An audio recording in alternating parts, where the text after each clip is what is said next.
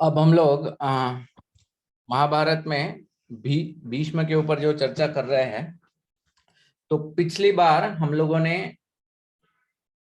अंबा से जुड़ी हुई जो कथा है या जो प्रसंग है, उस प्रसंग के ऊपर हमने पिछली बार चर्चा की थी। और उस प्रसंग द्वारा हम लोग क्या सीख सकते हैं, उसके ऊपर चर्चा की थी। अब हम बाकी जो प्रसंग है उनके ऊपर चर्चा करेंगे। खास करके आज दो तीन प्रसंग मैं कवर करना चाहता हूँ। एक है कि किस तरह पूरे जीवन भर भीष्म पितामह ने अ, हमेशा हमेशा उन्होंने प्रयत्नशील रहे कि कैसे कौरव और पांडव साथ में रह सके। ओके, इसके लिए उन्होंने अनेक प्रयत्न किए, भले सब विफल हो गए वो बात अलग है, लेकिन बहुत प्रयत्न किए, उसके ऊपर चर्चा करेंगे। दूसरा जो है वो है कि भीष्म पितामह का जो अपमान हुआ था राजसूय यज्ञ के वक्त शिशुपाल द्वारा, तो उस अपमान में उनका बर्ताव, उसके ऊपर चर्चा करेंगे। और तीसरा जो प्रसंग हम लोग जिसके ऊपर चर्चा करेंगे वो है द्रौपदी का वस्त्रहरण के वक्त जो प्रश्न द्रौपदी ने भीष्म को पूछे थे, उसके ऊपर हम लोग चर्चा करेंगे। तो ऐसे ये तीन प्रसंग आज हम लोग कवर करने की कोशिश करेंगे। ओके, तो सबसे पहले जो भीष्म पितामह ने अनेक प्रयत्न किए थे कि किस तरह से इस युद्ध को टाला जाए, किस तरह से पांडव और कौरव एक साथ रह सके। ओके, तो ये अलग अलग प्रयत्न क्या क्या किए थे उसके ऊपर हम लोग चर्चा करेंगे। तो महाभारत की कथा अगर हम लोग देखेंगे, सो 5 पांडव जो है इनका जन्म हुआ था वन में। जब पांडु महाराज राज्य को उन्होंने धृतराष्ट्र को सौंपा था। ओके, धृतराष्ट्र को राजा नहीं बनाया था, महाभारत में भी दिया है, धृतराष्ट्र को राजा नहीं बनाया था, उसको केयर टेकर करके रखा था। Okay, he was a care taker, not the king. तो केयर टेकर करके पांडु महाराज ने धृतराष्ट्र को राज्य दिया था, और वो अपने पत्नियों सहित वो वन में चले गए थे, ताकि वन में जब बाद में जब उनको पुत्र हो जाए, वो पुत्र फिर राजा बनेंगे। जब वन में गए तो पांडव वन में पैदा हुए थे, लेकिन पांडु महाराज का वन में जाने के पश्चात धृतराष्ट्र ने मानो ये समझ लिया था कि अब मैं ही राजा हूं, और इसके पश्चात मेरे ही पुत्र अभी राज्य करेंगे। तो वहां पर जब धृतराष्ट्र को दुर्योधन प्राप्त हुआ था पुत्र के स्वरूप में, तो दुर्योधन का इस तरह से लालन पालन किया गया था कि मानो वही राजकुंवर है और वही राजा बनने वाला है। लेकिन जब पांडव वापस आए, मतलब जब 5 पांडव वापस आए माता कुंती के साथ, तब अचानक एक प्रकार का भय उत्पन्न हो गया धृतराष्ट्र के मन में, दुर्योधन के मन में, और तब से षड्यंत्र की श्रृंखला चालू हो गई। सबसे पहला षड्यंत्र किया गया वो किया गया भीमसेन के प्रति, जब भीम को विष दिया गया था। तो ये इस प्रसंग को हम लोग जब भीम भीम इस पात्र की चर्चा करेंगे तब हम लोग इसके ऊपर चर्चा करेंगे। लेकिन सबसे पहला जो दुर्योधन ने षड्यंत्र किया वो भीम के प्रति किया था, वो विफल रहा। उसके पश्चात जब 5 पांडव, इनका बर्ताव इतना अच्छा था, इनका व्यवहार इतना अच्छा था, सब सद्गुणी थे कि स्वाभाविक तरीके से वो पूरी जन समुदाय को, पूरे राज परिवार को, सबको वो प्रसन्न करते थे और आनंदित करते थे। तो सब लोगों ने देखा योग्यता में ये 5 पांडव ही है जो राजा बनने के लायक है, दुर्योधन नहीं है। तो दबाव में आकर धृतराष्ट्र ने युधिष्ठिर को घोषित भी कर दिया कि अगला राजा यही बनेगा। लेकिन मन में तो था कि युधिष्ठिर नहीं बनना चाहिए। तो क्या करे, तो दुर्योधन ने फिर अपने पिता मतलब धृतराष्ट्र और शकुनी के साथ मिलकर, शकुनी, धृतराष्ट्र और कर्ण भी था एक्चुअली, तो दुशासन, ये सब ने मिलकर एक षड्यंत्र किया कि किसी बहाने हम लोग ये 5 पांडवों को अपने माता के साथ वारनावत भेज देंगे। वारनावत एक गांव था, उस गांव में इट वाज, गांव मतलब सिटी था, उस जमाने का एक प्रख्यात एक शहर था। उस शहर में बहुत सुंदर महोत्सव हुआ करता था। उस महोत्सव के द्वारा युधिष्ठिर महाराज प्रजा से मिल सकते हैं। इस कथन के ऊपर उन्होंने सोचा कि हम लोग पांडवों को उधर भेज देंगे वारनावत में। जब वारनावत में ये लोग जाएंगे तो इसके पीछे दुर्योधन का एक मंत्री था जिसका नाम था कनिक। ये कनिक जो था ये बहुत धूर्त था। तो उस कनिक के साथ षड्यंत्र रचकर 5 पांडवों को मारने का इन लोगों ने प्रयत्न बनाया था, जिसका नाम है लाक्षागृह। ओके, तो लाक्षागृह की भी कथा बाद में डिटेल में चर्चा की जाएगी। लाक्षागृह से भी 5 पांडव बच गए। ओके, लाक्षागृह से भी 5 पांडव बच गए, लेकिन वो बचे हैं ये किसी को पता नहीं था। उस लाक्षागृह के जो प्रसंग है उसमें एक जो भील औरत है वो अपने 5 पुत्रों के साथ वहां पर आई हुई थी और उस लाक्षागृह में वो जल के मर गई। तो सभी लोगों ने ये सोच लिया कि वो औरत कुंती थी और उसके 5 पुत्र मतलब 5 पांडव है, तो पांडव के साथ कुंती मर गई है।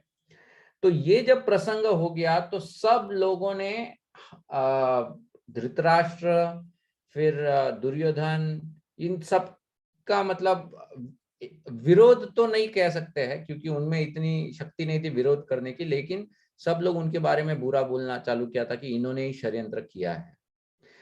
भीष्म के ऊपर भी उंगली उठाई गई थी क्योंकि भीष्म जो थे वो राज परिवार के सबसे प्रमुख सदस्य थे और वो काफी शक्तिशाली थे। तो भीष्म के ऊपर भी उंगली उठाई गई थी। तो भीष्म पितामह, उनको तो इतना बुरा लगा ये जो भी हुआ उसके ऊपर कि भीष्म महाभारत में बताते हैं कि वो अपने कमरे से बाहर ही नहीं निकल रहे थे। लेकिन फिर बाद में प्रसंग इस तरह से आता है कि 5 पांडव जाकर द्रौपदी का स्वयंवर जीतते हैं और फिर वो समाचार जब विदुर इधर देते हैं धृतराष्ट्र को और भीष्म को, तो भीष्म अति प्रसन्न होते हैं और भीष्म धृतराष्ट्र के पास जाते हैं और धृतराष्ट्र को कहते हैं कि देखो तुमने अब तक जो भी किया है पांडवों के साथ वो हमेशा एक दुर्व्यवहार किया है, लेकिन और पूरी जनता इसके लिए तुम्हें कोस रही है, लेकिन यही समय है तुमको अपनी अच्छाई दिखाने का। तो एक काम करो, तुम अब पांडवों को निमंत्रण भेजो और उनको आदर सम्मान के साथ राज्य में वापस लेके आओ और पांडवों को उनका राज्य दे दो। धृतराष्ट्र तैयार नहीं था राज्य देने के लिए। तब फिर भीष्म ने कहा कि कम से कम उनको आधा राज्य दे दो ताकि वो उसके ऊपर राज्य कर सके। अब आधा राज्य जब देने की बात हुई तो बंटवारा कैसे किया गया? बंटवारा ऐसा हुआ कि दुर्योधन को हस्तिनापुर दे दिया गया, ओके, जो मेन किंगडम है, और पांडवों को खांडवप्रस्थ दिया गया। ये जो खांडवप्रस्थ भूमि जो थी ये एक श्रापित भूमि थी। ये श्रापित भूमि में कुछ भी क्या कहते हैं, nothing would grow over there, कुछ भी उसके ऊपर उत्पन्न नहीं होता था क्योंकि उसको उस भूमि को श्राप मिला हुआ था। तो ये जो भूमि है जो बंजर है, जिसके जो कुछ लाभ की नहीं है, वहां पर कोई भी मनुष्य जीवन निवास नहीं करता था, ऐसी भूमि को पांडवों को दिया। और इसका तर्क क्या किया गया था? इसका तर्क ऐसा किया गया था कि जो कौरव है मतलब दुर्योधन वगैरह है वो इतने सक्षम नहीं है कि उनको अगर ऐसा राज्य दे तो वो उसको अच्छी तरह से चला पाए या विस्तारित कर पाए या इसको ऐसा बढ़ाए। ओके, इसलिए उसको बना बनाया सेटअप दिया जाए। और पांडव जो है, पांडव अपने बल के ऊपर अपने शौर्य से वो किसी भी राज्य को एकदम दे कैन मेक इट, क्या कहते हैं, पूरा फल फूल जाएगा राज्य। They can really develop any बंजर भूमि को भी वो डेवलप कर सकते हैं। तो इसीलिए पांडवों को वो राज्य दे दिया गया, खांडवप्रस्थ। तो यहाँ पर दो चीजें हम लोग एज अ लर्निंग देख सकते हैं। एक चीज ये कि good intention will not change the bad seed. Okay, good intention, तुम्हारा हेतु भले ही कितना भी अच्छा हो, लेकिन अगर बीज ही खराब है तो उस बीज का बदल नहीं सकता है, या उस बीज से कुछ अच्छा प्राप्त नहीं हो सकता है। ओके, मान लो मेरे पास अगर धतूरा धतूरा का बीज है, और मेरे मन में भले ही इतनी इच्छा है कि ये धतूरे को बीज को मैं बहुत प्यार से पानी दूं, ये दूं, इसके ऊपर आम का पेड़ बाहर आना चाहिए इसमें से, तो आम का पेड़ नहीं आएगा, धतूरा का ही पेड़ बाहर आएगा उससे, और जहर ही बाहर निकलेगा, भले मेरा इंटेंशन कितना भी अच्छा हो।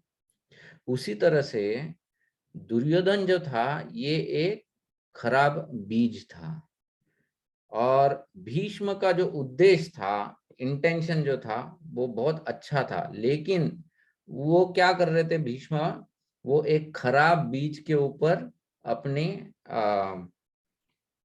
आशा बनाए रखे हुए थे कि ये खराब बीज कल जाकर एक अच्छा पेड़ बनेगा। अब ये खराब बीज है, ये कैसे पता चला? कोई कह सकता है अरे यार तुम कहते हो कि ये खराब बीज है, लेकिन वो खराब है ये तो हमको बाद में पता चला उसके कार्य द्वारा। नहीं, एक्चुअली महाभारत में बताया गया है कि जब दुर्योधन का जन्म हुआ था, उसके जन्म के साथ बहुत बुरे ओमन्स दिखाई देने लगे थे। जो गधे थे वो चिल्लाना चालू कर दिए थे, जो वल्चर्स थे, जो अपशकुनी जो भी जानवर थे, वो सब आनंद से आवाज निकाल रहे थे। तो ये जब विदुर ने सुना था, तो उसी समय विदुर धृतराष्ट्र को कहता है कि ये जो तुम्हारा पुत्र है, ये पुत्र इस पूरे कुरुवंश के विनाश का कारण बनेगा, तो तुम अभी इस पुत्र को त्याग दो। लेकिन धृतराष्ट्र जो था वो पुत्र मोह में आ गया। भले उसके पास 99 और पुत्र थे, लेकिन ही थॉट कि नहीं, ये बहुत छोटा बालक है, अभी से इसके ऊपर क्यों हम लोग इस तरह से आक्षेप लगाए। हम लोग इसका अच्छा परवरिश करेंगे, अच्छे लोगों के अंडर, भीष्म के अंडर, फिर अच्छे अच्छे गुरु है कृपाचार्य, ये लोग इसको अच्छा अगर सीख देंगे, समझाएंगे, तो ये जरूर अच्छा बनेगा। तो ऐसा सोचकर धृतराष्ट्र ने भी उसको नहीं त्यागा था। लेकिन क्योंकि वो बीज ही खराब था, इसीलिए उसमें से हमेशा दुर्व्यवहार ही बाहर आ रहा था। ओके, तो दुर्योधन जो केस था, it was a classic case of a bad seed. Okay, और बैड सीड के ऊपर तुम भले ही कितने भी अच्छे इंटेंशन के साथ उसको पानी डालो, लेकिन वो कोई तुमको अच्छा फल देने वाला नहीं है। This is one learning that we see. दूसरा जो है कि भीष्म का जो बर्ताव है, ओके, भी देखो, भीष्म सिर्फ एक पारिवारिक व्यक्ति नहीं थे, बल्कि एक महान साम्राज्य के एक वरिष्ठ ऐसे पद पर बैठे हुए थे। ओके, तो क्योंकि वो एक महान साम्राज्य का नेतृत्व कर रहे थे, तो उनकी जो रिस्पॉन्सिबिलिटी है वो बहुत बढ़ जाती है। लेकिन हम लोग देखते हैं कि भीष्म ने क्या प्रयत्न किया, दयालु होने का प्रयत्न किया। He always tried to be kind, he always tried to be kind, एक दयालु रहने का प्रयत्न किया कि वो कुरुओं का भी बुरा नहीं चाहते थे, पांडवों का भी बुरा नहीं चाहते थे, एक दयालु भाव उन्होंने हमेशा रखा था। लेकिन एक्सपेक्टेशन क्या था कि क्योंकि भीष्म एक ऐसे वरिष्ठ पद पर थे, उनका जो भाव होना चाहिए था वो समतोल होना चाहिए, दयालु वाला नहीं, समतोल वाला भाव। क्या अंतर क्या है? मान लो दो पुत्र है, मान लो दो पुत्र है, एक पुत्र जो है वो बहुत योग्य पुत्र है, और दूसरा जो पुत्र है वो अयोग्य पुत्र है। ओके, एक योग्य है, दूसरा अयोग्य पुत्र है। अब अगर उनके पिता के पास अगर कोई जमीन संपत्ति अगर है, और वो पिता इन दोनों पुत्रों के बीच में उसको समान रूप से अगर उसको बंटवारा करता है, ओके, कि योग्य और अयोग्य को दोनों को समान दे देता है, तो वो योग्य पुत्र के प्रति नाइंसाफी होती है। क्यों ये होती है? क्योंकि योग्य पुत्र में वो क्षमता है कि जो भी उसको प्राप्त हो वो उसका अच्छी तरह से विस्तार कर सकता है, और अयोग्य पुत्र क्या है? जो भी उसको प्राप्त होगा उसका वो विनाश कर देगा। तो पांडवों को अगर वो हस्तिनापुर दे देते तो जो ऑलरेडी अच्छा राज्य है उसको और अच्छा वो कर सकते थे। ओके, और दुर्योधन को देकर कोई भी लाभ नहीं था, क्योंकि जो है वो भी वो उसको अपने द्वेष में गंवाने वाला था। तो इस तरह से भीष्मा का पोजीशन कैसा होना चाहिए था? समतोल होना चाहिए था, ना कि दयालु भाव वाला। लेकिन हमेशा आप देखते हो कि भीष्म में वो दयालु भाव आता है, और उसी दयालु भाव के अधीन होकर एक तरह से भीष्म पूरे महाभारत में विवश भी दिखाई देते हैं। Okay, so this is another thing that we can learn. Okay, ये दूसरी चीज हम लोग सीख सकते हैं। अब महाभारत में जब द्रौपदी वस्त्रहरण की बात हम लोग बाद में करेंगे, लेकिन द्रौपदी वस्त्रहरण के पश्चात जब पांडवों को वनवास भेज दिया गया, और पांडवों को वनवास भेजने के बाद दुर्योधन अनेक प्रकार के षड्यंत्र कर रहा था कि किस तरह से पांडवों को फिर से लौटने ही नहीं देना है। वो अनेक प्रकार के षड्यंत्र कर रहा था। भीष्म चाहते थे कि फिर से चलो, अभी द्यूत में जो हो गया वो हो गया, अब फिर से पांडव और कौरव को एकत्रित आना चाहिए।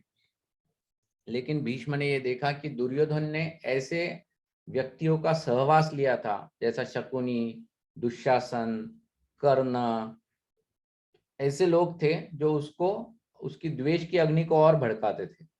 तो इसलिए भीष्म को भी ये पता चल गया था कि ये लोग मतलब पांडवों के साथ नहीं रह सकते हैं। लेकिन फिर भी भीष्म कोशिश कर रहे थे कि इस युद्ध को किसी ना किसी तरह से टाला जाए। तो सबसे क्लासिक केस आता है कि जब पहली बार ये जो वनवास होता है, उस वनवास के पश्चात पहली बार इनका सामना होता है अर्जुन के साथ विराट युद्ध में। तो ये जो विराट का युद्ध है ये बहुत दिलचस्प युद्ध है। 13वां वर्ष जो था वो अज्ञातवास का वर्ष था। अज्ञातवास का अर्थ ये है कि उस एक साल के लिए पांडव और ये द्रौपदी, ओके, इनको ऐसे इस तरह से रहना है कि वो कोई भी उनको पहचान नहीं पाए। अगर किसी तरह से कौरवों ने उनको पहचान लिया 13 साल पूर्ण होने से पहले, तो वो लोग फिर वापिस उनको 12 साल के लिए वनवास जाना पड़ेगा। तो ऐसी वो शर्त थी। तो ये लोग अज्ञातवास के लिए इन्होंने विराट राज्य में आश्रय ले लिया था। अब अज्ञातवास शुरू होने से पहले युधिष्ठिर और यक्ष का एक संवाद आता है महाभारत में। It is very interesting. वो संवाद के ऊपर भी हम लोग चर्चा करेंगे जब युधिष्ठिर का प्रसंग करेंगे। लेकिन वो जो संवाद है, उस संवाद के पश्चात वो जो यक्ष है, उस यक्ष को युधिष्ठिर महाराज पूछते हैं कि हे यक्ष, तुमने मेरे 4 मरे हुए भाइयों को जीवित किया है, लेकिन किसी भी यक्ष में इतनी क्षमता नहीं है कि वो किसी को जीवन दान दे सके। हम लोगों ने देखो अंबा के वक्त यक्ष की एक कहानी पढ़ी थी जिसमें उसने अपने पुरुषत्व को दिया था अंबा को। ओके, तो हाँ, उनके अंदर कुछ पावर्स है, लेकिन इतनी पावर नहीं है कि किसी मरे हुए को जीवित कर सकते हैं। तो तब युधिष्ठिर महाराज पूछते हैं कि आप सही सही बताओ, आप कौन हो? तो तब धर्मराज मतलब यमराज वहां पर प्रकट होते हैं और वो कहते हैं कि मैं तुम्हारा पिता धर्मराज हूं। और फिर उनको और धर्मराज कहते हैं कि मैं तुमसे बहुत प्रसन्न हूँ युधिष्ठिर, जिस तरह से तुम बर्ताव करते हो, जिस तरह से तुमने मेरे प्रश्नों के उत्तर दिए, मैं तुमसे बहुत प्रसन्न हूँ। तो वो कहते हैं कि तुम मांगो, क्या मांगना चाहते हो? तो युधिष्ठिर महाराज जो है एक चीज ये मांगते हैं कि हम लोग अभी इस अज्ञातवास में जाने वाले हैं, अज्ञातवास शुरू होने वाला है, तो हमको ये वरदान दीजिए कि हम इस अज्ञातवास को सफलतापूर्वक पूर्ण करें। उस वक्त यक्ष मतलब ये धर्मराज, यमराज, उनको आश्वासन देते हैं, आशीर्वाद देते हैं। वो कहते हैं कि तुम इसी रूप में युधिष्ठिर, भीम, अर्जुन, नकुल, सहदेव और द्रौपदी, इसी रूप में भी अगर तुम कहीं भी विचरण करोगे पूरी दुनिया में, तो भी तुमको कोई पहचान नहीं पाएगा। इस तरह का माया का आवरण मैं सबके ऊपर डाल दूंगा ताकि कोई भी तुमको पहचान नहीं पाएगा। तो ये वरदान इनको ऑलरेडी मिल चुका था, तो देयर वाज नो चांस कि ये लोग डिटेक्ट हो सकते हैं। लेकिन इसके बावजूद भी हर एक ने एक अलग अलग भेष ले लिया था। और अर्जुन ने जो था, अर्जुन को जो एक श्राप मिला हुआ था 1 साल के लिए, वो अर्जुन नपुंसक बन के रहेंगे, एक स्त्री के रूप में रहेंगे वहां पर। तो अर्जुन को वो एक श्राप मिला था फॉर 1 ईयर। तो वो 1 साल, और अर्जुन को वो चॉइस भी दिया था कि वो 1 साल तुम चुन लेना। तो अर्जुन ने ये अज्ञातवास का साल चुन लिया था, जिसमें उन्होंने बृहनल्ला के रूप में उन्होंने उस विराट के राज्य में निवास किया था। और उत्तरा जो है, जो बाद में उनकी पुत्रवधु बनी, उसको भी वो म्यूजिक सिखाते थे अर्जुन।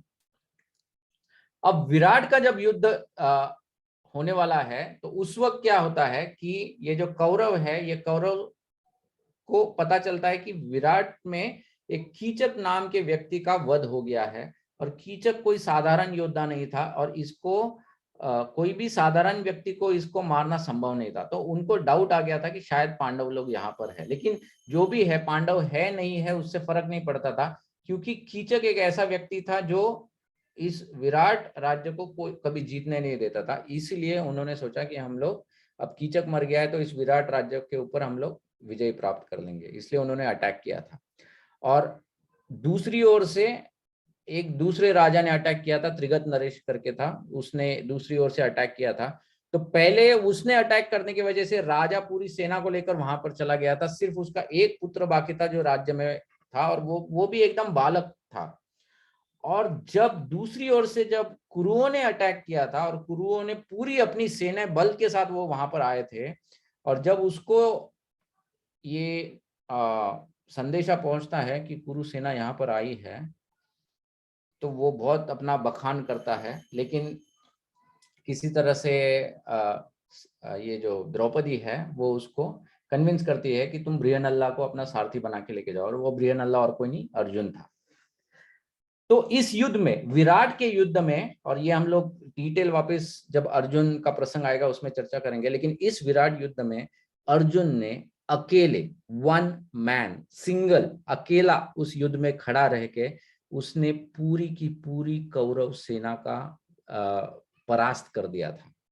पूरी कौरव सेना को वो परास्त कर देता है। और परास्त करने के बाद सब लोग मुंह लटका के वहां से लौट जाते हैं। सब लोग मुंह लटका के वहां से लौट जाते हैं। दुर्योधन तो बीच में, मतलब वापस लौटते वक्त भीष्म को कोस रहा था कि कैसे तुम हार गए। तो तब भीष्म भी दुर्योधन को बोलते हैं कि तुम भी तो यहाँ पर खड़े थे ना, तुमने ऐसे कौन से बड़े तीर मार लिए अर्जुन के सामने, तुम भी तो यहाँ पर हाथ में अस्त्र शस्त्र लेके खड़े थे, ऐसा तुमने कौन सा शौर्य दिखाया अर्जुन के सामने कि तुम मुझे इस तरह से मेरे साथ बात कर रहे हो। फिर वो जब लौट जाते हैं, तब भीष्म धृतराष्ट्र के पास जाते हैं और धृतराष्ट्र को कहते हैं कि हे धृतराष्ट्र, तुम्हारे हित में ये है कि तुम पांडवों के साथ सुलह कर लो, क्योंकि मैं कहीं भी, मुझे ऐसा लगता है कि किसी भी तरह से अर्जुन को युद्ध में उसके ऊपर विजय प्राप्त करना असंभव है, उसको हराना असंभव है। और उस वक्त जो है दुर्योधन, कर्ण, ये लोग बहुत ऐसे उछल पड़ते हैं।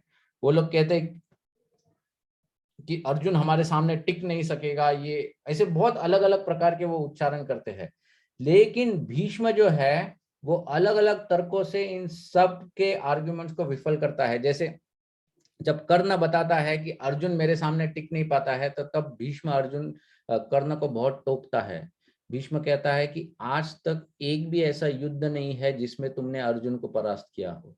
तुमने अब तक सिर्फ मुंह से बखान किया है, लेकिन आज तक तुम अर्जुन के सामने टिक नहीं पाए हो। ये जो विराट का युद्ध हुआ, इस विराट के युद्ध में तुम भी हमारे साथ थे, और तुम अकेले नहीं थे, पूरा का पूरा कुरुसेना साथ में था। इसके बावजूद तुम उसका सामना नहीं कर पाए। और इसके पहले भी एक बार एक प्रसंग आता है जिसमें दुर्योधन को बंदी बना लिया जाता है और कर्ण वगैरह वहां से भाग जाते हैं और अर्जुन जाके दुर्योधन को बचाता है, तो ये भी एक प्रसंग होता है।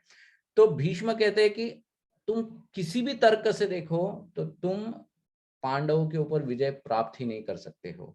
और फिर वो बताते हैं कि मैं तुमको अभी एक कथा बताता हूँ, जिस कथा को मुझे स्वयं नारद मुनि, मेरे गुरु परशुराम जी और तीसरे श्रील व्यास देव ने बताया है। और वो कहते हैं कि इसी कथा को मुझे मेरी माता गंगा ने जब मैं स्वर्ग में था तब बताया था। मतलब वो जो इनिशियल ईयर्स थे भीष्म के, जब वो छोटे थे, जब उनकी माता उनको स्वर्ग में लेके जाती है अस्त्र शस्त्र और बाकी विद्याओं को अर्जित करने के लिए, तो तब उन्होंने अपनी माता से ये कथा को सुना था। तो कथा क्या है, तो वो कहते हैं कि एक समय की बात है जब मेरी माता ने मुझे बताया था कि हम सब लोग ब्रह्मा जी के साथ भगवान के पास गए थे, क्षीर सागर।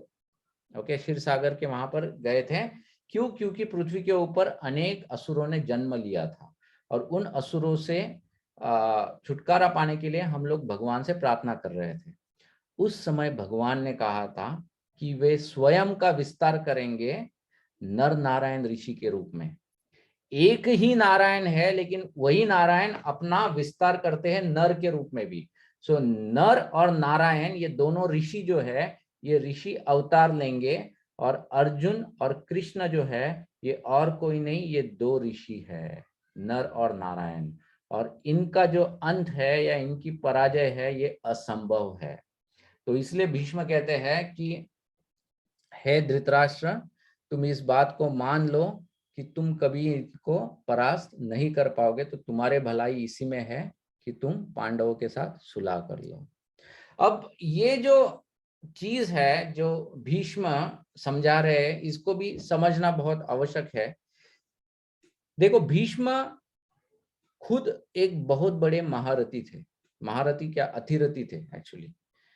भीष्म स्वयं बताते हैं महाभारत के युद्ध में कि पूरी देवताओं की और असुरों की सेना एक साथ अगर उनके सामने खड़ी हो जाए तो भी वो अकेले उनका सामना करके उनको परास्त कर सकते हैं, इतनी शक्ति भीष्म में थी। भीष्म वही व्यक्ति है जिन्होंने परशुराम जी, जिन्होंने 23 बार क्षत्रियों का विनाश कर दिया था, उन परशुराम जी को परास्त किया था। तो भीष्म कोई साधारण व्यक्ति नहीं थे। लेकिन जब ऐसा असाधारण व्यक्ति भी जब इस तरह की बात करता है कि अर्जुन के सामने कोई टिक ही नहीं सकता है, तो ये समझने वाली बात है।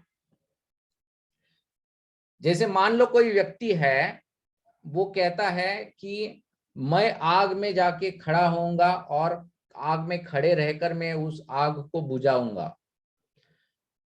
तो सुनने में तो ये बहुत बहादुरों वाली बात लगती है, लेकिन जो क्रिया है वो मूर्खता वाली क्रिया है, क्योंकि आग में खड़े रहकर अपने फूंक से आग को बुझाना ये लगभग नामुमकिन है। चांसेस ये है कि तुम जल जाओगे। उसी तरह से दुर्योधन, कर्ण, ये लोग जो प्रयास करने जा रहे थे कि हम लोग पांडवों को परास्त करेंगे, और पांडवों के साथ कौन वहां पर खड़े हैं, वसुदेव है, मतलब भगवान श्री कृष्ण है, इनको पराजय करना असंभव है। लेकिन ये सब चेष्टा जो है ये दुर्योधन और कर्ण सोच रहे थे, लेकिन भीष्म ने अनेक तर्कों से उनको समझाया। बहुत बहुत अलग अलग प्रयास उन्होंने किए थे, लेकिन फिर भी, क्योंकि जैसे हमने कहा था कि ये एक बैड सीड था दुर्योधन, तो कितना भी अच्छी तरह से उसको तर्क वितर्क करो, लेकिन उसमें से कोई अच्छा पेड़ आने ही नहीं वाला था। बट भीष्म ने अपनी ओर से पूरा प्रयत्न किया है। पूरे महाभारत में हम लोग इस प्रयत्न को देखते हैं। इतना ही नहीं, जब भीष्म एक्चुअली 10वें दिन जब भीष्म गिर जाते हैं, मतलब बाणों की शैया के ऊपर, उसके बाद भी वो दुर्योधन को बुलाते हैं और कहते हैं कि दुर्योधन देखो, अब अब तुम मेरे बल के ऊपर तुम इस युद्ध में उतरे थे, ये सोचकर कि भीष्म जो है इनको इच्छा मृत्यु का वरदान है, इनको कभी किसी ने परास्त नहीं किया है, जिन्होंने परशुराम जी को परास्त किया है, ऐसे व्यक्तियों को के सामने पांडव कैसे टिक सकते थे। देखो आज मैं परास्त हो गया हूँ। अब तो ये देखकर ही तुम इस युद्ध को यहीं पर समाप्त कर दो और पांचों पांडवों के साथ सुलह कर लो। वहां तक भीष्म ने प्रयत्न किया था, but it did not work. Okay, ठीक है। तो ये हो गया भीष्म द्वारा प्रयास। अब दूसरा जो प्रसंग है वो प्रसंग है जो द्रौपदी का जो वस्त्र हरण वाला जो प्रसंग है, उस प्रसंग के ऊपर हम लोग थोड़ी चर्चा करेंगे।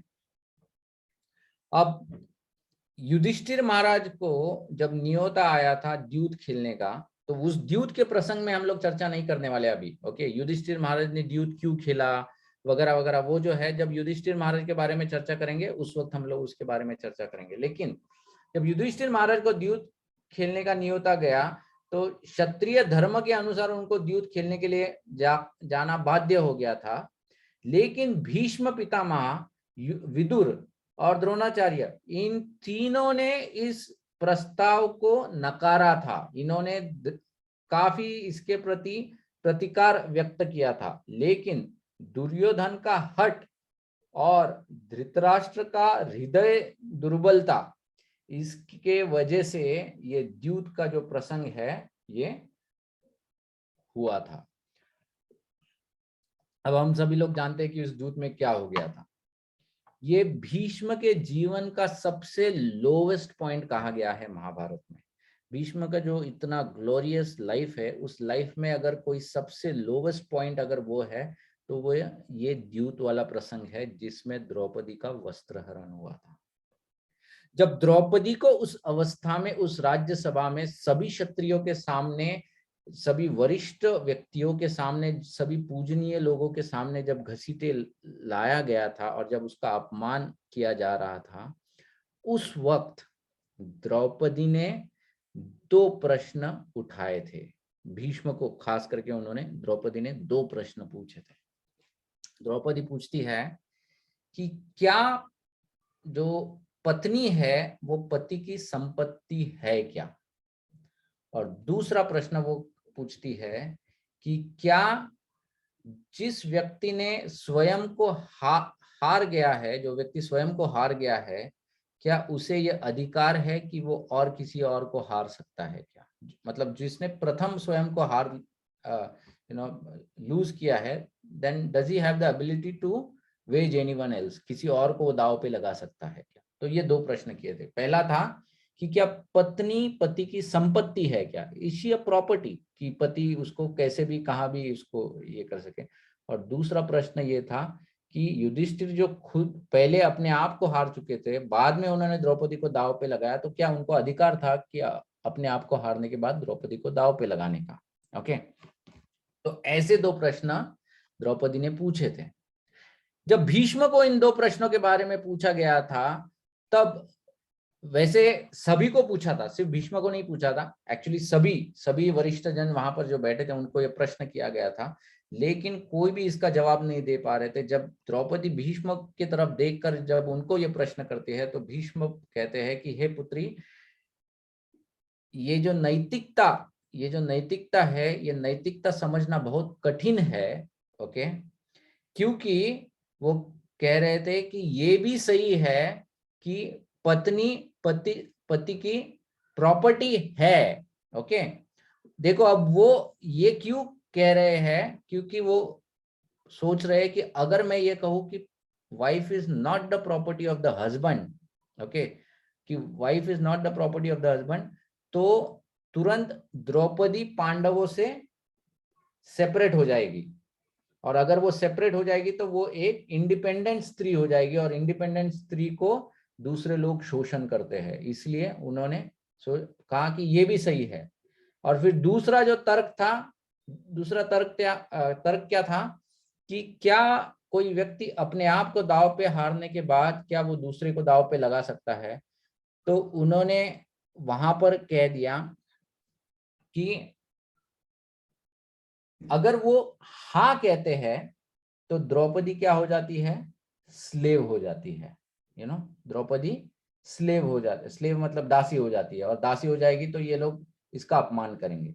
तो ऐसे ये जो 2 प्रश्न है, इन 2 प्रश्नों के बीच में भीष्म जो है वो उलझ गए, एक प्रकार से उलझ गए। हमारे शास्त्र में आचार्यों ने इसको कहा गया है नियमाग्रह। ओके, नियम आग्रह। नियमाग्रह क्या होता है? नियमाग्रह वो होता है जिसमें व्यक्ति नियमों में इतना उलझ जाता है कि उस नियम का वस्तुतः कारण क्या है, वो नियम बना किस लिए है, उसको वो भूल जाता है। द्रौपदी ने जब 2 प्रश्न भीष्म को किए थे, द्रौपदी को उन प्रश्नों के उत्तर का कोई इंटरेस्ट नहीं था। She was not interested in the answer of those questions. Draupadi ने जब 2 प्रश्न किए थे, द्रौपदी का उद्देश्य था मेरा प्रोटेक्शन। द्रौपदी कोई भी प्रश्न कैसा भी जवाब दो, लेकिन मेरा प्रोटेक्शन होना चाहिए, ये द्रौपदी का मेन पर्पस था। Okay, the principle was protecting Draupadi. लेकिन उस प्रिंसिपल को ही भीष्म पकड़ नहीं पाए और वो तर्क वितर्क में खुद ही उलझ गए। इसको कहते हैं नियमाग्रह। कभी कभी हम लोग जीवन में नियमों में इतने उलझ जाते हैं कि उसका मूल हेतु क्या है वही हम लोग भूल जाते हैं। कि हमारा जो मूल हेतु है भक्ति में आने का, कि हम लोगों को भक्ति करके भगवान को प्रसन्न करना है। ये नहीं कि हम लोगों को इस दुनिया में अपने आप को विस्तार करना है कि मुझे ये चाहिए, वो प्राप्त करना है, ये करना है, ये करना है। No, bhakti is not about achieving 100 things, bhakti is about pleasing the lord. वो प्रिंसिपल है, और उसके लिए हम लोगों को जो भी करना पड़े वो हमको करना चाहिए। तो प्रिंसिपल हमेशा समझना चाहिए, नहीं तो क्या होगा, नियमों में हम लोग उलझ जाएंगे। भक्ति में भी कभी कभी लोग नियमों में उलझ जाते हैं, इतने उलझ जाते हैं कि फिर सो मेनी प्रॉब्लम्स फिर उसके बाद में चालू हो जाते हैं। तो ये जो द्रौपदी का जो किस्सा है डिसरोबिंग के, इसमें भीष्म खास करके हम लोग देखते हैं कि भीष्म जैसा व्यक्ति एक्चुअली जो परम ज्ञानी था, okay, he had all the knowledge. जिस व्यक्ति ने वशिष्ठ, बृहस्पति, शुक्राचार्य ऐसे गुरुओं से जिसने ज्ञान प्राप्त किया है, जो स्वयं में एक महाजन है, लेकिन ऐसा व्यक्ति भी उलझ गया प्रश्नों में, तो समझ में आता है कि इसका जो 2 कारण हो सकते हैं। एक ये कि भीष्म जिनके बीच में बैठा हुआ था वो सब they were all evil minded people, okay, जैसे दुर्योधन, शकुनी, धृतराष्ट्र, इन्हीं लोगों के बीच में भीष्म बैठे थे। तो एक तरह से उनका एक आवरण कह सकते हैं, टेम्पररी, नॉट परमानेंट, टेम्पररी। दूसरा आचार्यगण बताते हैं कि ये भगवान की इच्छा या माया थी कि भीष्म इस आवरण में आए। क्यों? क्योंकि द्रौपदी स्वयंवर द्वारा, नॉट स्वयंवर, द्रौपदी वस्त्रहरण द्वारा भगवान इस पूरी दुनिया में एक बहुत महत्वपूर्ण एक ऐसा पॉइंट बताना चाहते थे। वो पॉइंट क्या था? वो पॉइंट ये था कि भले दुनिया में कितने भी बड़े रक्षणकर्ता तुम्हारे हो, लेकिन एक ऐसा समय जीवन में आएगा जब भगवान के अलावा तुम्हारी कोई रक्षा नहीं कर पाएगा। द्रौपदी जो एक ऐसे राज परिवार की शी वाज अ प्रिंसेस, और एक राज परिवार की what you can say queen, एक रानी थी, और एक ऐसे सभा में थी जहां पर उसके 5 पति जो इतने शक्तिशाली थे, और वहां पर उसके पिता के पोजीशन वाले लोग, मतलब द्रोणाचार्य, भीष्म, धृतराष्ट्र, कृपाचार्य, ये सब लोग और अनेक ऐसे महारथी, ये सब लोग भी वहां पर बैठे हुए थे। लेकिन फिर भी इनमें से कोई भी द्रौपदी को उस अपराध से बचा नहीं पाया था। सिर्फ भगवान श्री कृष्ण, और वो उधर थे भी नहीं, भगवान तो उधर थे भी नहीं, लेकिन फिर भी सिर्फ भगवान का स्मरण करने से भगवान ने उसका रक्षण किया था। और इसी बात को भगवान स्थापित करना चाहते थे इस पूरी घटना द्वारा। See sometimes God orchestrates certain situations in life. कुछ कुछ ऐसे घटनाएं होते हैं जो भगवान ही रचते हैं, लेकिन भगवान ने इसकी रचना की है ये सोचकर हमको उस घटना को सिर्फ एक्सेप्ट नहीं करना चाहिए, लेकिन उस घटना द्वारा हम लोग क्या सीख सकते हैं वो हमको सीखना चाहिए। जैसे इस घटना में हम लोग ये सीख सकते हैं कि one of the biggest fall out Bheeshma के लिए ये था कि वो प्रिंसिपल ही भूल गए कि हेतु क्या था। द्रौपदी का रक्षण करना उस वक्त was the most important thing. ये नहीं कि सही जवाब क्या है, वहां पर कोई कौन बनेगा करोड़पति नहीं चल रहा था, राइट। सही जवाब में द्रौपदी को इंटरेस्ट नहीं था, उसको उसके रक्षण में इंटरेस्ट था और भीष्म को उसको समझना चाहिए था। लेकिन भीष्म अपने ही उन प्रश्नों में इतने उलझ गए उसके जवाब में, नैतिकता में, कि वो मेन हेतु को भूल गए थे। सो ये जो है ये भीष्म के जीवन का सबसे लोवेस्ट पॉइंट एक्चुअली माना जाता है महाभारत में। और this is one of the reasons जिसके वजह से I mean Bhishma had to go through whatever he went through.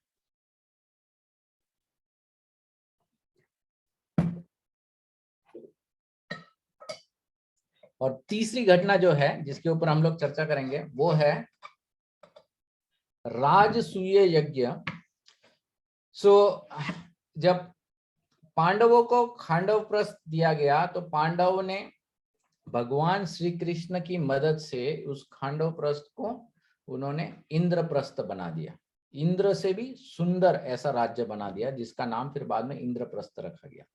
Indraprastha बनने के बाद भगवान श्री कृष्ण ने कहा कि अब युधिष्ठिर चारों भाइयों को तुम चारों दिशाओं में भेजो, वो सभी राजाओं को या तो मित्र बनाएंगे या उनको परास्त करके आएंगे। पूरे दुनिया के ऊपर जब वो अपना साम्राज्य स्थापित करेंगे उसके बाद तुम राजसूय यज्ञ कर सकते हो। तो राजसूय यज्ञ की जब तैयारी हुई तो उस राजसूय यज्ञ में सबको निमंत्रण दिया गया था, जिसमें दुर्योधन और पूरा कौरव जैसे भीष्म धृतराष्ट्र सब लोग आते हैं उस राजसूय यज्ञ में। और उस राजसूय यज्ञ की विधि तब पूर्ण होती है जिसके एंड में जो सबसे वरिष्ठ, नॉट वरिष्ठ लेकिन सबसे जो टॉप मोस्ट पर्सनालिटी है उनकी अज्ञ पूजा करनी चाहिए, मतलब उनकी पूजा होनी चाहिए, you know, the most worshipable personality उस सभा में। अब जब उस समय की बात जब आती है कि अब पूजा किसकी की जाए, तब सहदेव सबसे पहले कहते हैं कि इस पूरी राज्यसभा में भगवान श्री कृष्ण के अलावा ऐसा कोई व्यक्ति नहीं है जिसकी अग्र पूजा होनी चाहिए, मतलब फर्स्ट सबसे पहली पूजा उनकी होनी चाहिए। जैसे ही भगवान श्री कृष्ण का नाम लिया जाता है तो सभी लोग बहुत प्रसन्न हो जाते हैं, सभी लोग, भीष्म भी प्रसन्न होते, सभी लोग, बहुत जल्लोष होता है, बहुत जय जयकार होता है। लेकिन कुछ लोग उस सभा में थे जिनको प्रसन्नता नहीं हुई, और उनमें से जो प्रमुख व्यक्ति था वो था शिशुपाल।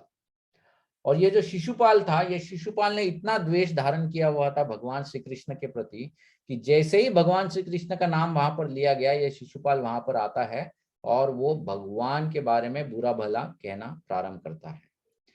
और उस वक्त भीष्म जो है वो भीष्म शिशुपाल को टोकते हैं और भीष्म बताते हैं, और उस अध्याय में भीष्म भगवान श्री कृष्ण के सभी लीलाओं का गुणगान करते हैं। This was the first time जब भीष्म पितामह को भागवतम क्लास देने का मौका दिया गया। एक्चुअली उस पूरी सभा में भीष्म पितामह ने भगवान के जन्म से लेकर उनके जितने भी क्रियाएं थे, जी कैसे अलग अलग असुरों का उन्होंने विनाश किया था, ये सब कुछ वो बताते हैं। जब शिशुपाल ये सब सुनता है तो शिशुपाल भीष्म के प्रति भी द्वेष उत्पन्न करता है और भीष्म को कहता है कि मैं जान गया हूं कि तुम्हारे बुढ़ापे के साथ तुम्हारी बुद्धि भी भ्रष्ट हो गई है। और फिर वो भीष्म को ये भी कहता है कि वैसे तो तुम ब्रह्मचारी रहने का नाटक कर रहे हो, लेकिन असली बात मैं जानता हूं, क्योंकि तुम नपुंसक हो इसीलिए तुमने ये ब्रह्मचारी रहने का व्रत लिया है। जब वो किसी क्षत्रिय को इस तरह से जब कहा जाएगा तो उस क्षत्रिय को बहुत क्रोध आएगा। तो भीष्म को भी एक तरह से क्रोध आया था। और भीष्म क्या, उस वक्त तो भीम जो है, जब भीम ये वाक्य को सुनते हैं तो महाभारत में बताया भीम तो अपने आसन से खड़े हो जाते हैं और वो उसको पटकने ही वाले थे शिशुपाल को।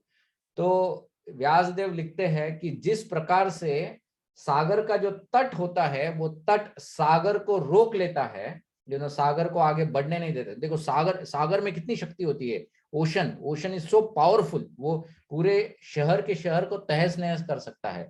लेकिन जो सागर का जो किनारा होता है, तट जो होता है, वो तट सागर को हमेशा रोक के रखता है, उसका उल्लंघन करने नहीं देता है। उसी प्रकार भीष्म ने भीम को रोक लिया था और उन्होंने अपने क्रोध को भी रोक लिया था। भीष्म ने क्यों अपने क्रोध को रोक लिया था? क्या भीष्म इतने शक्तिशाली नहीं थे कि शिशुपाल को मार सकते थे? नहीं मार सकते थे, लेकिन ये शिशुपाल बहुत धूर्त था। शिशुपाल जानता था कि राजसूय किसी भी यज्ञ में अगर मनुष्य के खून, अगर किसी मनुष्य का खून अगर जमीन पे गिर जाता है या किसी मनुष्य का खून बहता है किसी भी यज्ञ में, वो यज्ञ विफल हो जाता है। तो शिशुपाल चाहता था कि किसी कारणवश इस यज्ञ में थोड़ी मारपीट हो, थोड़ी लड़ाई झगड़ा हो, और जिसके वजह से थोड़ा खून बहेगा तो ये यज्ञ का विनाश हो जाएगा। इसलिए भीष्म ने स्वयं अस्त्र नहीं उठाए, लेकिन भीष्म शिशुपाल को कहते हैं कि तुम तब तक बोलते जाओ जब तक भगवान श्री कृष्ण तुमको सही जगह नहीं पहुंचाते, क्योंकि भगवान ने ये तुम्हें, तुम्हारी माता को वरदान दिया है कि तुम्हारे 100 अपराधों से तुम्हारा रक्षण करेंगे। और जब ये शिशुपाल 100 अपराध पूर्ण करता है, तब भगवान श्री कृष्ण अपने सुदर्शन द्वारा इस प्रकार से शिशुपाल का वध करते हैं कि उस वध में शिशुपाल के शरीर की एक भी रक्त की बूंद जमीन पर नहीं गिरती है। उस तरह से उस यज्ञ की जो सैंक्टिटी थी, उसको भी, पवित्रता जो थी उसको भी बनाए रखा, लेकिन शिशुपाल का भी वध हो जाता है। ये जो पूरा किस्सा है, इस किस्से में हम लोग देखते हैं कि किस तरह से भीष्म इतने, देखो सहनशीलता जो होती है, जो व्यक्ति कमजोर होता है उसके पास तो दूसरा और कोई पर्याय होता ही नहीं है सहनशील रहने के अलावा। लेकिन जो व्यक्ति बहुत शक्तिशाली होता है, जब वो सहनशीलता दर्शाता है, तब उसकी महानता का पता चलता है। ओके, जैसे प्रभुपाद कहते थे ना, the greatness of a person is determined by his ability to tolerate provoking situations. उत्तेजित घटनाओं में अपने आप को किस तरह से व्यक्ति संभाल के रखता है, उससे उसकी महानता का पता चलता है। भीष्म इस प्रसंग में यही दर्शाते हैं। भीष्म अगर चाहते थे तो वो शिशुपाल को मार सकते थे, लेकिन भीष्म ने ये देखा कि मैं यहाँ पर आया किस लिए हूँ, इस यज्ञ का उद्देश्य क्या है, और अगर मैं अपने निजी स्वार्थ के लिए अगर मैं शिशुपाल को मार भी दूं, लेकिन इस पूरे यज्ञ विफल हो जाएगा। सो ही टॉलरेटेड सच अ प्रोवोकिंग सिचुएशन। और ऐसे अनेक घटनाएं आती है। एक्चुअली अगले अगले हफ्ते जब हम लोग चर्चा करेंगे, उसमें हम लोग महाभारत के जो पहले 10 दिन है, उन 10 दिनों में जो घटना है, उन घटनाओं के ऊपर चर्चा करेंगे। क्योंकि महाभारत का युद्ध चला 18 दिन, उस 18 दिन में भीष्म पर्व जो है वो सबसे बड़ा पर्व है। ओके, फिर भीष्म पर्व के बाद आता है द्रोण पर्व, द्रोण पर्व के बाद आता है कर्ण, कर्ण का आता है पर्व, फिर उसके बाद में आता है अश्वत्थामा, और फिर दुर्योधन है ना, नहीं शल्य पर्व, शल्य के बाद में आता है ये अंतिम, लाइक अश्वत्थामा वाला।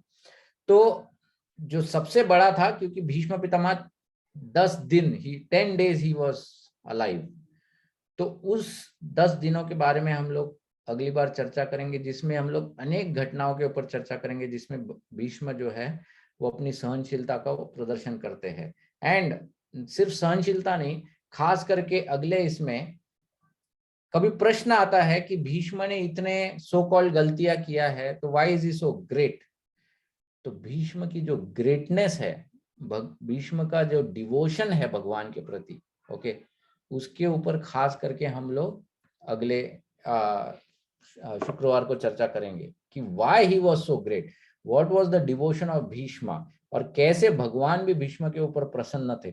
ये सब जो घटनाएं हैं, ये हम लोग अगले शुक्रवार में इन 10 दिन के युद्ध में हम लोग चर्चा करेंगे, जिसमें भीष्म ने उनका जो वीर्य रस है, यू नो, अलग अलग अलग प्रकार के रस होते हैं, रस मतलब मेलोज, यू नो, आदान प्रदान।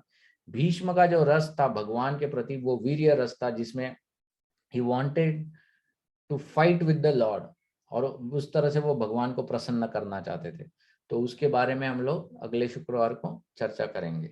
ठीक है, तो आज यही 3 घटनाओं के ऊपर चर्चा करनी थी।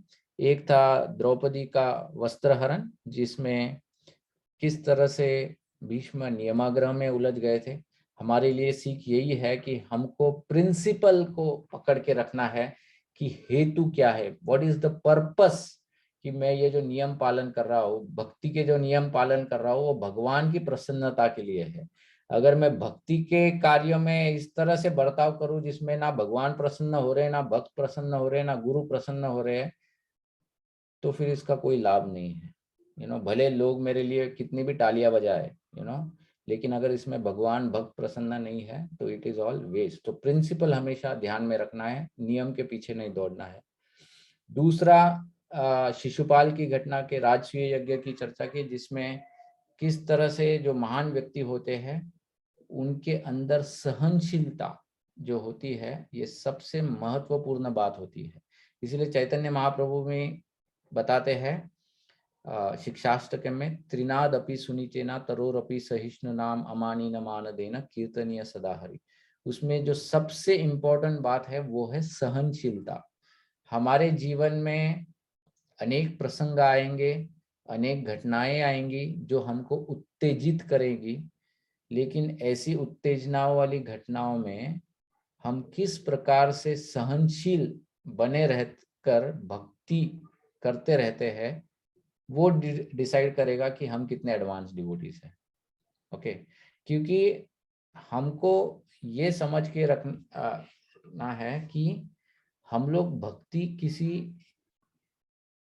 व्यक्ति को प्रसन्न करने के लिए नहीं कर रहे हैं, हम लोग भक्ति भगवान को प्रसन्न करने के लिए कर रहे हैं। तो भगवान को प्रसन्न करने के लिए हमको कुछ भी सहना पड़े, we should be ready for it. So Bhishma की सहनशीलता के बारे में हमने चर्चा की राजसूय यज्ञ में। और तीसरी जो घटना हमने देखी कि किस प्रकार से भीष्म जो थे वो अपने जीवन भर प्रयत्नशील रहे कि मुझे इस युद्ध को टालना है। पांडवों और कौरवों में एक प्रकार का ऑलवेज एक ट्रूस बनाए रखना है, लेकिन क्योंकि वो अपना अच्छे हेतु द्वारा, लेकिन उन्होंने जो बीज उठाया था वो बीज ही खराब था। So no matter how much you water a bad seed, वो सीड कोई आम का पेड़ नहीं देगा। ओके, तो हमको भी वो समझना चाहिए कि कब हमको किस जगह पे रोक देना चाहिए किसी चीज को। And second thing we discussed is how one should be fair and not just kind. देखो, दयालु होना बहुत आसान है, दया दिखाना बहुत आसान है, लेकिन समतोल रहना बहुत कठिन हो जाता है। क्योंकि जब कोई व्यक्ति समतोल रहने की कोशिश करता है तब कोई व्यक्ति उसमें दुखी हो जाता है, कोई दुखी नाराज हो जाता है। लेकिन उसकी नाराजगी को दूर करने के लिए अगर तुम दूसरे के साथ अगर दुर्व्यवहार करोगे तो ये गलत बात हो जाती है।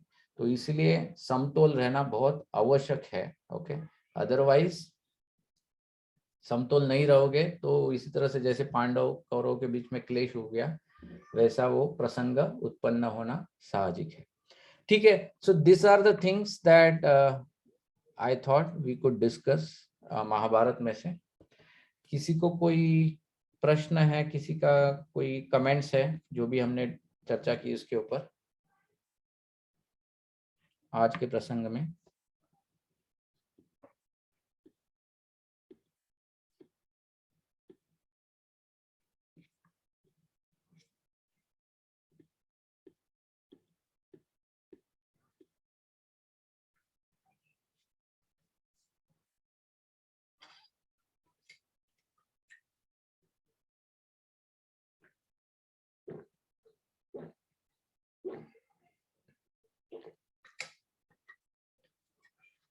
ठीक है, तो अगर कोई प्रश्न नहीं है तो हम लोग, हाँ हरे कृष्ण। हाँ जी, हरे कृष्णा प्रभु जी। वो जो आपने अभी बताया कि द्रौपदी ने पूछा कि क्या वो जो स्त्री होती है वो अपने हस्बैंड की वो मतलब पोजेशन प्रॉपर्टी होती है। प्रॉपर्टी होती है क्या? हम्म। तो उन्होंने हाँ इसलिए बोला कि लाइक क्योंकि अदर फिर बाकी लोग उसको तंग करेंगे। बट लेकिन अगर प्रॉपर्टी होती है तो ये इसका जवाब नहीं ना दिया कि उसको उनको ये हस्बैंड को ये राइट भी है क्या कि उसको लाइक दाव पे लगाने का. This answer wasn't yet answered ना, this question see wasn't. Actually Draupadi का भी ये पूछने का कोई इंटरेस्ट ही नहीं था. उन्होंने तो प्रश्न इसीलिए ऐसे डाले थे जिससे भीष्म उनकी रक्षा करे. She was not interested in the answer. See simple चीज है, शास्त्र में बताया गया है कि स्त्री का हमेशा रक्षण करना चाहिए. एज पर शास्त्र very clearly it is said. स्त्री जब छोटी होती है तब पुत्री के रूप में पिता उसका रक्षण करते हैं. स्त्री का जब विवाह हो जाता है तब पति उसका रक्षण करता है, और पति के मृत्यु के बाद उसका पुत्र उसका रक्षण करता है. So basically a woman should always be protected and cared for. okay, ये शास्त्र में क्लियरली लिखा गया है. तो जब ये पहला ही प्रश्न इस तरह से बताया गया तो दूसरे प्रश्न में मतलब उसको दाव पे लगाने का प्रश्न ही नहीं उठता है. Okay, so that question itself was a meaningless question एक तरह से देखा जाए.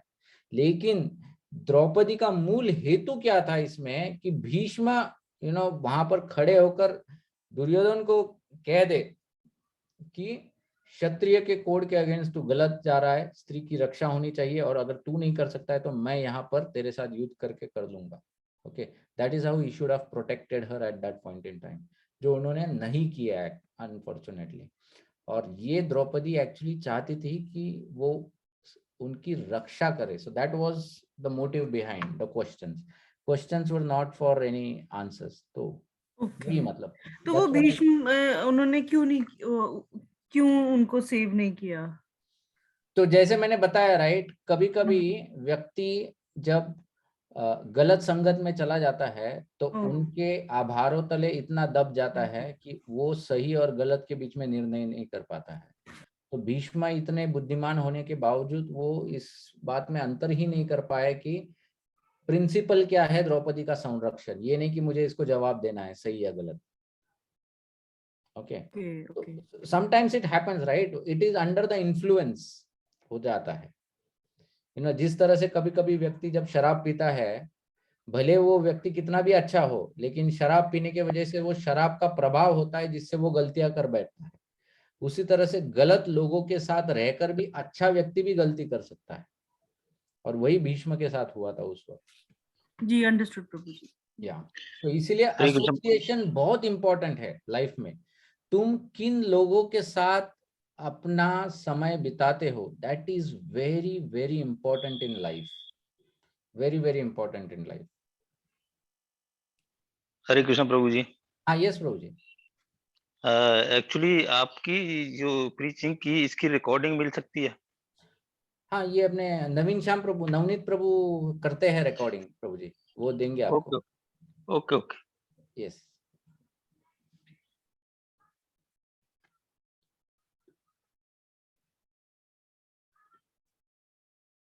ठीक है, तो हम लोग फिर अभी यहीं पे विराम देंगे. Hare Krishna. Hare Krishna. Thank you everyone. Hari बोल. हरे